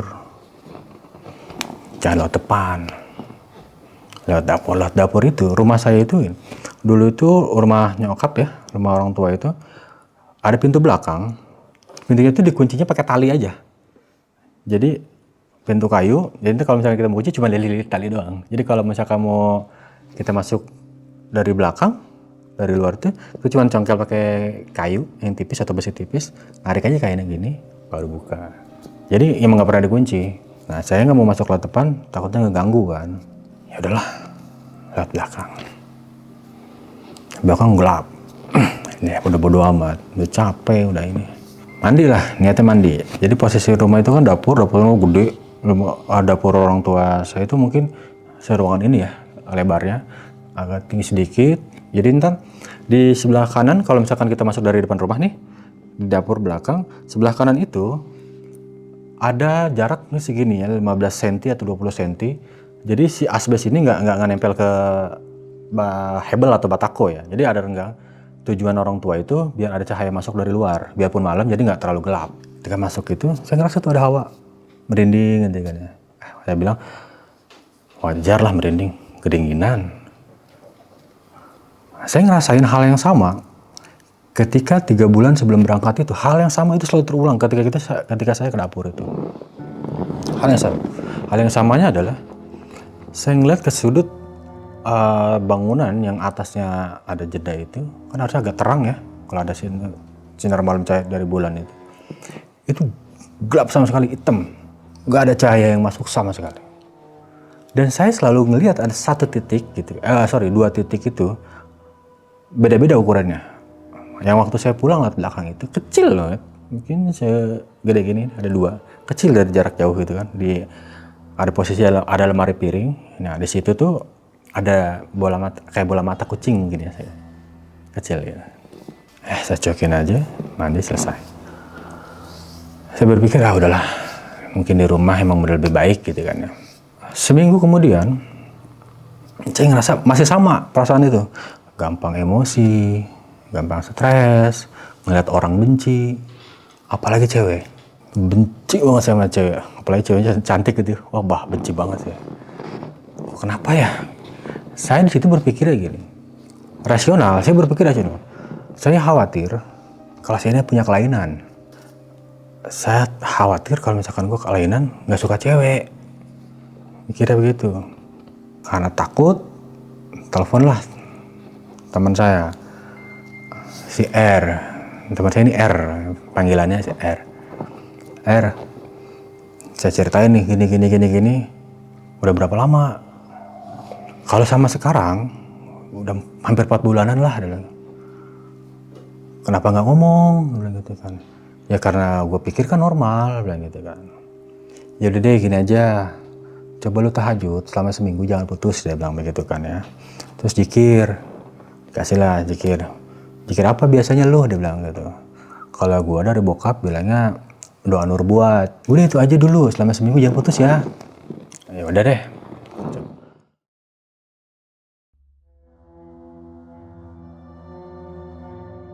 Malam pertama saya coba, 1:30 lah ya. Bangun tidur, langsung bangun, nyalain lampu kan. Nyalain lampu, saya wudhu. Jadi posisi kamar mandi itu di samping kamar saya, posisi kamar mandinya. Ini kamar mandi, dapur. Dan saya berpikir daripada di kamar mandi yang ada WC-nya, saya wudhu, lebih enak di belakang lah, lebih afdol. Karena saya nggak takut karena ada WC, misalkan ada aja jadi perdebatan kan gitu ya. Udahlah saya di belakang aja. Buka pintu. Jadi mau masuk itu di belakang dapur ada pintu, sebelum masuk dapur ada pintu. Buka pintu lah saya. Dapur. Posisi air wudhunya tuh ada buat cuci piring. Dia 1 meter kali 1 meter ya. Jadi air kerannya di situ. Belok kanan. Pas kita mau belok kanan, di depan mata saya itu persis di depan mata saya, jarak segini ya. Berarti 1 meteran ya, 1 meteran lah kurang lebih. Atau 60 cm. Ada 2 bola segini. Persis di depan mata saya. Saya berpikir gini, kunang-kunang. Habis bangun tidur, langsung bangun, kena tempat terang, ke arah tempat gelap. Biasanya kan mata menyesuaikan kan fokusnya gitu. Saya mikirnya begitu. Oh mungkin begitu. Udah saya wudhu aja. Keadaan tuh wudhu gelap, sama sekali gelap. Yang kedua kalinya saya nggak sadar kalau itu harusnya ada cahaya masuk di antara sela-sela itu. Tapi itu sama sekali gelap, hitam, bener-bener hitam. Saya nggak sadar, saya cuekin, selesai lah. Di hari ketiga, ini paling ekstrim. Saya bangun lebih pagi lagi, jam 2 atau setengah 3 gitu kan. Karena saya mikir kalau saya tahajud jam setengah 1 atau jam 1, nunggu ke subuh kelamaan. Kalau tahajudnya jam 3-an gitu kan, ke subuh kan lebih dekat tuh, 1 jam doang nunggu gitu kan. Bangunlah jam 3. Hal yang sama, bangun, nyalain lampu. Buka pintu, persis halnya sama, 2 bola gini, atau warna merah di depan mata saya, jaraknya cuma 1 meteran.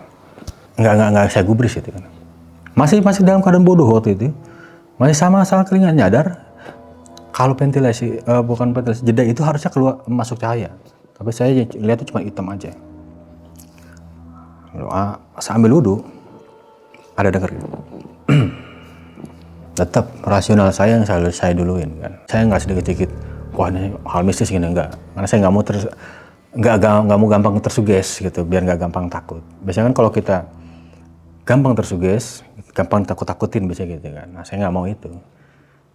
Saya rasional saya, orang bokap, bapak saya itu. Gua paling ngedeh pengen batuk gitu. Walaupun saya tahu itu aneh, anehnya adalah dahaman itu suaranya tuh ngebas banget. Gitu. Sedangkan bokap suaranya cempreng, kecil. Masa bodoh. Selesai wudhu, masuk kamar kan. Lampu nyala, di kamar saya itu nggak ada pintu. Kamar saya itu sama kamar orang tua nggak pakai pintu, kita pakainya langsung tutup hordeng aja, tapi masih ada jarak 30 sentian atau 20 senti ya, di bawah dari keramik ke atas. Sholat selesai, waktunya jikir, saya matiin lampu. Itu kan kata teman saya, lebih bagus kalau dimatiin gitu kan ya, biar lebih bahasanya lebih syahdu lah ya. Jikir mungkin dapat berapa, tiba-tiba di belakang satu orang jatuh, pum gitu kan. Kerasa, karena saya lagi duduk sila gitu kan ya, jatuh belakang, persis di belakang, jaraknya nggak jauh. Karena ruangan kamar saya itu kan lebarnya itu 4x4 ya, jadi panjang 4, lebar, pokoknya lebarnya cuma 4x4 aja. Bruk, jatuh. Tetap rasional saya depanin. Lemari di rumah saya kan, di kamar saya itu lemari plastik kecil itu, kabinet gitu kan. Lemari doang jatuh ke kasur. Baru saya lemari kan di samping gua. Terus apa yang jatuh? Nengoklah ke kiri, pas lagi jikir ya. Ini dalam keadaan gelap kamar ya, tapi ada cahaya dari kamar depan itu, ruang tamu gitu kan, masih ada cahaya sedikit masuk kan ke kamar. Nengoklah ke kiri.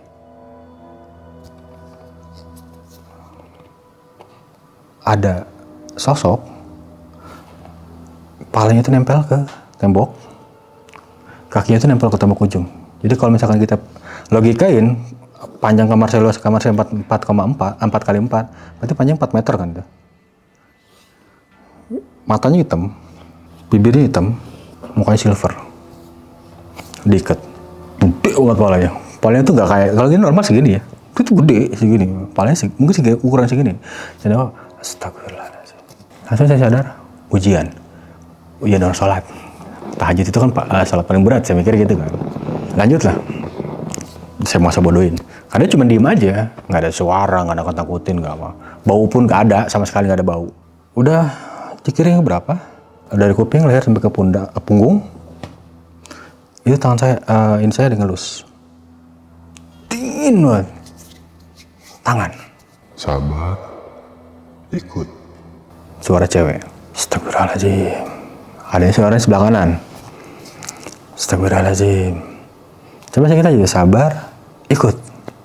Saya nengok ke kanan. Ini saya nggak bisa ngegambarin ya mukanya itu.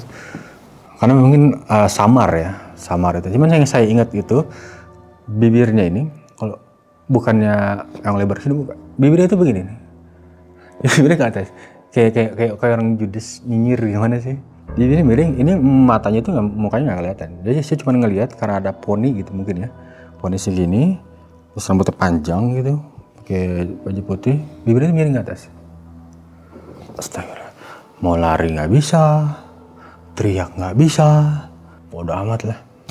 Itu dia ngomong kayak gitu, sabar, ikut, mungkin sekitar 2 atau 3 kali deh. Sabar, ikut. Sabar, ikut. Astagfirullahaladzim. Dan saya yakin di situ saya pingsan karena saya ngerasa itu nggak bisa ngebayangin apa-apa, kepala berat, tidur aja, bangun siang.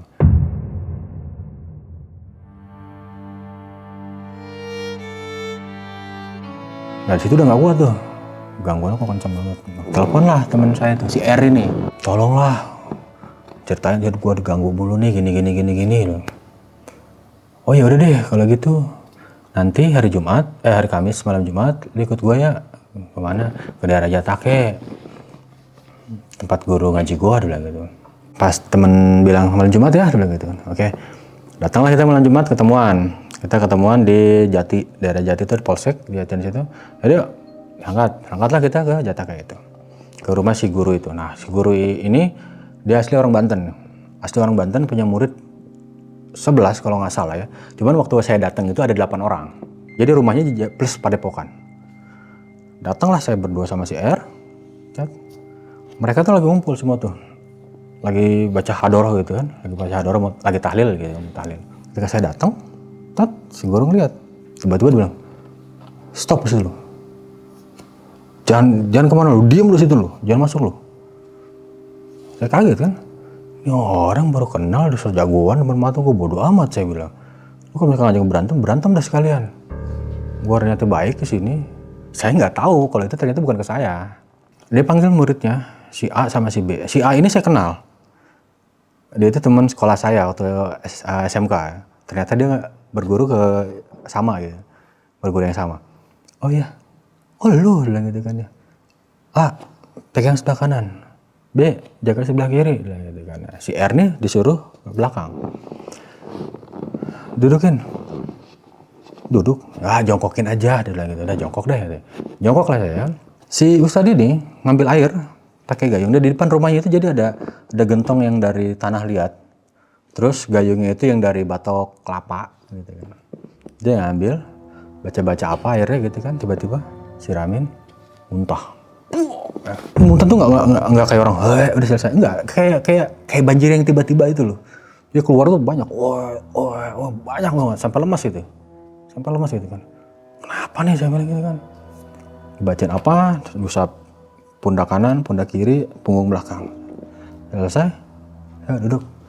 Pas saya duduk tuh dalam keadaan lemas ya, udah lemas banget karena muntah terus gitu kan. Kasih minum, diliatin aja. Nah, taruh dulu.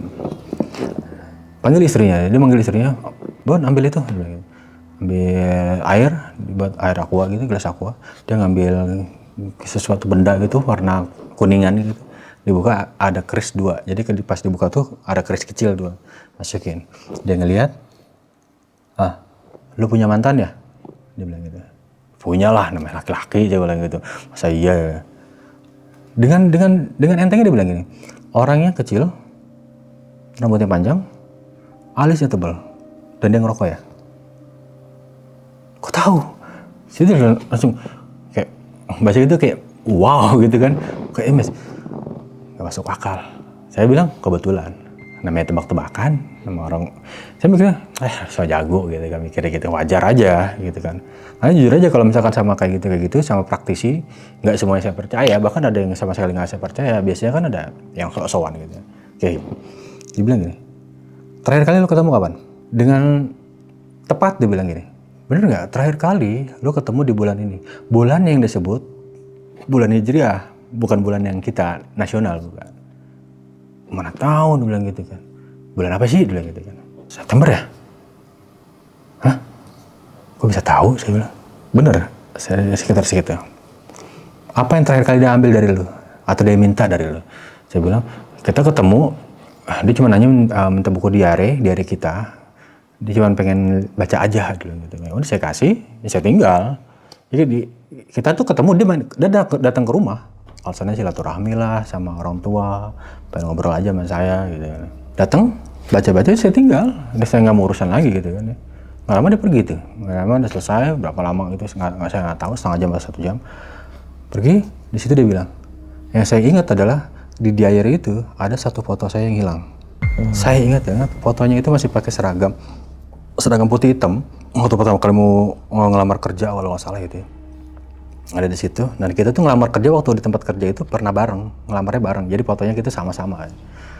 Si Ustadz ini bilang gini, lu kena gimana?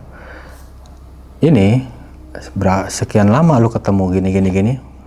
Karena si R ini cerita sama si Ustadz. Saya belum cerita sama sekali.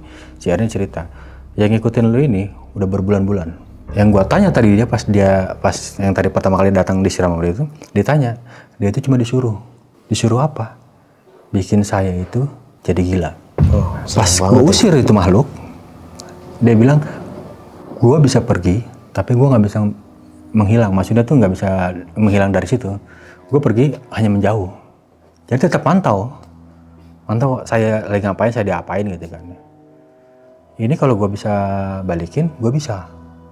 Tergantung lu. Karena yang ngerjain bukan mantan lu, tapi ada hubungan darah sama dia. Maksudnya, gue kasih tahu ciri-cirinya, dia bilang gini, dasarnya. Yang ngerjain lu itu rambutnya keriting, agak panjang, agak gemuk. Tinggi enggak, pendek enggak. Kalian cukup bayang gak? Kalau darah, siapa? Ada 2 atau kemungkinan saya. Terus kata dia, yang laki-lakinya pakai kacamata, orang yang gendut, rambutnya setengah botak. Di situ baru ingat, siapa? Orang tuanya. Nah yang ngirim ini mereka. Jadi mantan lu datang ke lu minta foto itu cuma disuruh. Alasannya apapun itu nggak tahu. Yang penting dia harus dapetin foto lu, dia bilang gitu kan. Astagfirullahaladzim. Terus ibu apain? Di sini dibilang, kata si ini ya, yang ngikutin saya itu, yang 3 itu, makhluk 3 itu, foto saya itu ditaruh di boneka, diikat, ditusuk jarum, dikasih rambut atau apa gitu, dihanyutin di kali. Karena tujuannya apa? Ya itu, tujuannya biar lu gila. Kalau sampai lu nggak diobatin ketika itu sampai ke ujung atau muara atau sampai ke laut gitu kan, udah nggak ada yang bisa nolong. Lu bener-bener gila. Astagfirullahaladzim. Terus gimana? Udah balikin nggak? Kata si Ustadz ini, nggak. Kalaupun emang itu bener, kejadian ini yang gue alamin ada hubungannya dengan itu, gue nggak peduli itu. Gue cuma pengen peduli batasin gue dari hal-hal negatif yang kayak gini gitu loh. Ya biar nggak marah-marah, yang makhluk-makhluk kayak gitu yang merusak iman itu yang jauh gitu kan. Saya cuma itu doang tujuannya, berobat ke sana. Itu udah jelas tuh. Jadi ketika 3 bulan sebelum kejadian ini saya berangkat sama teman-teman ke Sukabumi, itu kan kejadian selalu sama tuh, emosi diganggu selalu gitu aja. Ternyata itu dampaknya, dampak paling kerasa banget, ekstrim sampai saya sampai 3 kali mau kecelakaan itu berangkat ke di Sukabumi itu. Akhirnya diobatin, diruqyah, saya disuruh baca selama ruqyah itu, saya cuma disuruh baca inna fatahna laka fatham mubina itu ya. Surat Al-Fat ya. Oke dah, kamu baca gitu. Selesai, minggu depan suruh datang lagi. Nah, ini beda tempat. Dibawalah ke satu tempat. Di tempat ini saya bilang lumayan ajaib. Gimana ajaibnya? Jadi posisinya kita masuk ke bawah itu ada beberapa tempat kayak buat wudhu ya. Ada kamar mandinya juga, ada musola sebelah sini kalau kita ngadep ke kiblat ya. Sebelah kanan, sebelah kirinya itu empang. Empang itu warna hijau. Keruh banget. Jadi kalau misalkan kita datang sore kan jam 5 sampai 5 maghrib, itu benar-benar nggak kelihatan sama sekali dasar tuh nggak. Jadi kayak lumut ya, hijau lumut benar-benar gelap. Malam itu kita habis maghrib, ruqyah dijalanin, baca trikul, surat al-fat, sampai berapa lama itu disiram lah saya pakai air yang di empang. Sekali siraman langsung muntah. Muntahan itu langsung diambil sama si ustadz itu di tanah. Nah pas dia tadah di gini nih, diambil. Itu ada tuh 3 biru-birunya lah, tapi gerak dia tuh gerak. Nyala apaan saya bilang. 3 kali begitu selesai, diplastikin kan, selesai tuh 3. Nggak tahu kenapa, nyalain lampu, itu kolam jadi bening. Saya nggak, itu kolam ikannya kelihatan. Sore saya lihat hijau, malam lampu dinyalain bening. Jelasin lah, itulah efeknya kalau misalkan kita kena guna-guna gini. Terus yang tadi biru itu, saya nggak tuh kayak lintah. Iya, emang lintah. Lintah itu yang nempel-nempel di sendi lu, di hati lu, di gini lu, biar lu itu sama sekali nggak punya namanya perasaan buat pengen ibadah, pengen berbuat baik, pengen itu jahat, pengennya marah-marah, pokoknya benci ke semua orang, terutama cewek. Astagfirullahaladzim. Terus gimana ya udah, alhamdulillahnya gitu. Saya berobat di situ selama 1 tahun, alhamdulillahnya selesai, clear gitu semua, udah nggak ada gangguan, udah nggak ada emosi yang meledak-meledak tiba-tiba, udah sama sekali udah nggak ada. Itu pure 1 tahun saya ngebersihin itu. Nah, terus teman yang waktu abang pergi ke Sukabumi itu bang, itu masih ada teman sampai sekarang? Masih sampai sekarang masih sering ketemu. Itu satu orang ikut tuh, si O itu yang jadi. Oh itu. Nah, yang bonceng 3.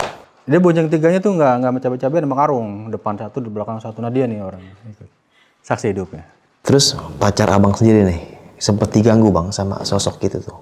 Pacar saya itu cuma ngerasa pas yang kita salah jalan ke arah Pelabuhan Ratu itu, ngerasain hal yang sama, kupingnya itu kayak budek gitu loh sama saya. Cuman bedanya dia mengantuk, kalau saya enggak. Saya itu cuma rasanya tuh kayak menggigil. Saya mikir kan itu hipo lah gitu kan ya. Gejala hipo. Karena kedinginan, ngerasa budek, udah selesai itu aja. Tapi kalau istri itu, pacar saya, sekarang saya alhamdulillah udah jadi istri ya. Dia itu cuma ngerasa itu aja. Yang dia bikin takut waktu dibegal, sama pas pulang itu waktu nyasar. Jadi kalau misalkan untuk gaibnya, atau misalkan hal mistisnya, dia sama sekali nggak ngerasain. Ini kan istri temen abang kan orang situ juga ya. Emang nggak tahu bang jalur alternatif itu di mana? Itu yang bikin kita kesel. Kita bikin kesel itu dia. Dengan polisi dia bilang, saya nggak tahu deh gitu kan. Emang anaknya gini, kalau dibilang gini, umurnya terpaut jauh sama teman saya. Jadi bedanya itu 15 tahun ya kalau nggak salah. Jadi ketika nikah teman saya itu umur 30 berapa gitu, si cewek ini baru umur 18. Baru naik umur 18. Jadi umurnya lumayan jauh kayak kata dia sih. Karena saya mikirnya gini, si teman saya beranggapan umurnya 30-an lebih, 35 atau berapa gitu, 32 atau 35. Karena saya ngikutin yang dia bilang, umur gua di ijazah sama asli itu beda. Karena di ijazah itu harus lebih muda waktu itu. Aslinya dia lebih tua gitu. Jadi orangnya masih agak terlalu polos mungkin ya. Karena 17 tahun balik mulai ngerantau ke kota, ketemu temen langsung nikah gitu loh. Jadi masih suasana itu mungkin aja ya. Mungkin karena dia nggak pernah keluar rumah. Saya mikirnya begitu. Karena di daerah rumah dia itu benar-benar terpencil. Mungkin satu RT ya, atau satu kampung, isinya cuma 5 rumah, itu pun saudara semua. Udah selesai, habis itu nggak ada lagi, hutan semua. Tadi kan sempat ketemu sama 4 orang nih bang ya. Itu siswa situ atau siapa itu bang? Ketika saya lihat anak SMA 4 itu dan satu cewek pakai gaun merah yang ngadepnya ke sana itu, saya pikir kan wajar lah mungkin ya orang kayak gitu manusia normal. Mungkin saya mikir gitu karena yang satu merah itu mungkin maminya, yang 4 ini adalah bidak mereka lah gitu, bidaknya dia gitu kan ya. Saya mikirnya begitu kan awalnya, nggak ada yang aneh menurut saya. Ketika dapat berapa lama, saya lupa berapa lamanya atau berapa minggu atau 1 bulan kita nggak ketemu kan, kita ketemu lagi ceritain dulu ya, ceritain apa yang kita lihat, apa yang kita rasain. Ternyata di tempat yang sama, lokasi yang sama gitu kan ya. Ketika teman saya nikah itu, dia kan sengaja nih emang nggak mau ngundang teman-teman karena jauh. Menurut dia tuh perjalanan berapa jam itu kan lumayan jauh. Biarpun ditempuh pakai mobil gitu kan tetap jauh. Ada hal yang normalnya adalah ketika kita mau naik ke sana pakai mobil, nanya gitu, itu harus pakai truk, nggak bisa pakai mobil biasa. Harus pakai truk. Bayangin orang mau ngebesan. Dari Tangerang ke Sukabumi itu, di pas kita tanjakan awal di steam motor itu, kita harus diganti tuh mobil pakai truk. Nggak bisa pakai mobil pribadi, harus pakai truk. Nah, mereka ini datang dari Tangerang itu kan mobil elep ya. Mobil elep itu berapa sih? 1, 2, 3, 4, kalau kali 2 itu berarti 16, atau taruhlah 20 orang. Normalnya ya 20 orang. Sama supir sama depan gitu kan. Nah, supirnya ini orang Medan. Di lokasi saya ngelihat anak SMA itu, kan belokan begini ya. Di sini ada rumah 3, satu rumah yang paling ujung itu di pekarangannya lebih luas. Si mobil ini tiba-tiba ada yang jatuh dari atas. Puh, gitu. Ini yang cerita bukan supirnya, bukan 1 orang ya. Ini mungkin ada 4 atau 5 orang. Karena di rumah teman saya itu, si G ini, nah dia itu saudara-saudaranya, itu semua ngerasain. Karena satu mobil tuh ngerasain. Ada yang jatuh kayak ketimpa dahan pohon mungkin menurut mereka tuh. Puh, gitu kan ya. Turunlah si sopir ngecek. Nggak ada apa-apa. Naik lagi jalan. Nah pas nikung begini gitu kan ya, nikung begini tiba-tiba ada dong di pintu supir, kan pintunya kan dibuka tuh sama supirnya gitu. Di pintu supir itu kan tiba-tiba ada tangan ambil setirnya, tarik. Si supir kaget kan, dibilang apa ini dibilang gitu kan. Jadi lawan-lawanan tuh, yang si tangan ini sosoknya itu cewek pakai baju merah. Kata si supir ya, dia bilang ke si ibu-ibu yang di samping main di belakang itu. Tarik katanya. Nah, jadi kan jalannya kan begini ya, nikung kiri. Jadi kalau kanan itu berarti otomatis jurang. Kiri itu rumah, jalan biasa, kanan itu langsung jurang. Dalam, jurangnya puluhan meter, mungkinnya ada 20 meter atau berapa meter. Karena kalau dilihat tuh tinggi banget gitu. Karena dia takut, ini apaan, kata si supirnya itu. Kenapa? Ini ada makhluk gini. Ibu-ibu dong belakang bilang gini, baca ayat kursi Pir, baca ayat kursi. Sambil narik begini, saya Kristen Bu, saya Kristen. Tadi kita mau serem gitu kan, jadi takut tuh, jadi harusnya takut. Jadi ya nggak salah gitu kan, yang belakang nggak salah, yang depan nggak salah. Cuma suasana jadi canggung gitu loh, antara takut sama pengen ketawa gitu kan. Menanglah si supir ini ceritanya, kata dia, si emak-emak nih yang cerita. Akhirnya mereka berhenti di rumah paling ujung tuh, yang halamannya luas itu. Ternyata itu rumah kayak pemuka agama mungkin lah ya, kayak ustadz gitu kan ya. Mobilnya tinggal agak jauh. Di lokasi pas dia kayak gitu, mereka turun. Jadi dipinggirin, nah mereka jalan tuh ke rumah si pemuka agama ini gitu, si bapak ustadz ini mungkin. Ketika datang, tok, Assalamualaikum. Itu kejadian katanya kalau nggak salah jam 3 atau jam 4 pagi. Kejadiannya ya. Kejadiannya sama, mungkin persis. Mungkin saya ke jam 3, dia mungkin jam 3 atau jam 4 itu. Assalamualaikum gitu kan. Datanglah keluar orang pakai peci, biasalah pakai koko sarung gitu. Kenapa Bu? Dari mana? Saya datang Tangerang ya Pak, minta tolong, tadi kita diganggu gini gitu kan. Masa sih? Dia bilang gitu ya. Datanglah keluar si ustadznya. Saya bilang, bawa air katanya kan, disiram mobilnya gitu kan. Siram depannya gitu kan. Tapi yang mereka lihat ada anak SMA awalnya di kanan 2, di pinggir-pinggir itu sini 1, di atas lagi berdiri 2, di depan itu ada 1 baju merah. Tiba-tiba yang 4 itu sosoknya jadi pocong.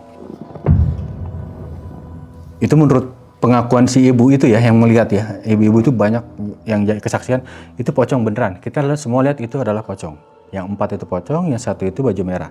Yang baju merah itu duduk di kepala mobil di depan, kakinya tuh ke depan kaca. Yang 2 pocong itu duduk di pinggirnya, yang 2 itu berdiri persis di tengah-tengah. Itu menurut kesaksian ibu-ibu yang waktu berangkat ke sana.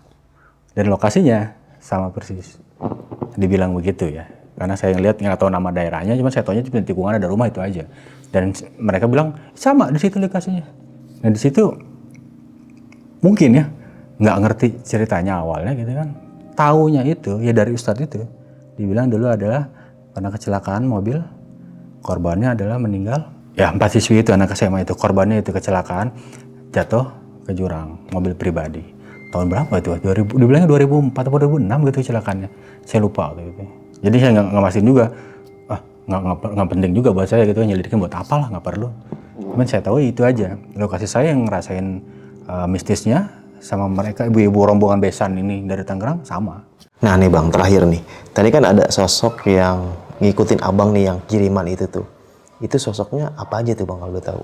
Kalau kata si Ustadz ini, yang waktu ketika saya dibilang ada yang ngikutin ya. Jadi satu itu posisinya yang warna hitam, kayak tinggi gede. Posisinya adalah tangan kanannya megang leher saya, tengkuk ya, luar tengkuk itu posisi begini, dia megang rantai. Jadi penglihatan si Ustadz itu leher saya itu udah ada rantainya. Begitu, sambil dipegangnya sama yang hitam.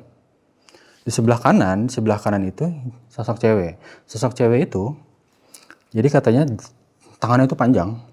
Jadi kukunya itu udah ngelingkar ke sini nih. Ini kesaksian si Ustadz ya, menurut pandangan si Ustadz. Jadi si posisi cewek, tangan si cewek itu kan begini ya. Jadi posisi kukunya itu udah ngelingkar di sini, leher. Nah, kalau sosok yang ketiga itu, ya itu sosok lemper putih itu ya. Sosok lemper putih itu yang saya pernah lihat, yang selama saya jujur kalau misalkan yang pocong ini ya, seumur hidup saya itu yang ngelihat jelas itu baru 2 kali. Dan satu pun nggak ada yang kecil, gede, tinggi, gede. Nah si Ustadz ini dia bilang pocong ini, dia bilang gitu kan, dibilangnya pocong apa ya jenisnya, saya nggak peduli waktu dibilangin jenisnya apa, pokoknya yang penting setan lah itulah. Jadi tinggi gede itu, nah dia tugasnya adalah mastiin ketika saya tidur katanya itu, jangan sampai tidur saya itu nyenyak. Nah kalau misalkan yang hitam ini mastiin ketika siapapun yang nyinggol saya, yang nyinggung saya harus gampang marah. Jadi kayak dikompor-komporin mungkin ya, nafsunya atau apanya itu emosi saya dikompor-komporin. Tugas yang hitam nih. Tugas yang cewek ini adalah dia harus ngebikin saya benci sama setiap cewek. Gitu. Oke Sob, mungkin sekian nih kisah pengalaman yang dialami sama Bang Jainal ini. Bisa kita ambil segi positifnya, buang jauh-jauh negatifnya. Karena cuaca, wah kayaknya takut hujan ya. Tapi alhamdulillah sampai sekarang belum hujan nih. Ya semoga teman-teman di rumah sehat selalu ya. Karena cuaca lagi hujan panas. Rindu ketemu. Nggak ketemu. Nggak bercanda. Oke, sampai jumpa di kisah selanjutnya. Wassalamualaikum warahmatullahi wabarakatuh. Dadah.